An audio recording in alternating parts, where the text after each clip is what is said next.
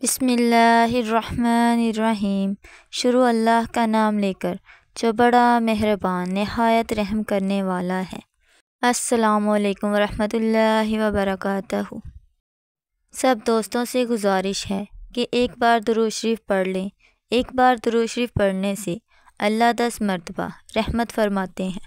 حضرت ابو ہریرہ رضی اللہ تعالیٰ عنہ سے روایت ہے کہ حضرت صلی اللہ علیہ وآلہ وسلم نے فرمایا، جو شخص حلال کمائی سے ایک کھجور برابر صدقہ کرے اور اللہ حلال کمائی کو قبول کرتا ہے تو اللہ تعالیٰ اس کو اپنے داہنے ہاتھ لیتا ہے، پھر صدقہ دینے والے کے فائدے کے لیے اس کو پالتا ہے جیسے کوئی تم میں سے اپنا بچڑا پالتا ہے، یہاں تک کہ وہ پہاڑ برابر ہو جاتا ہے۔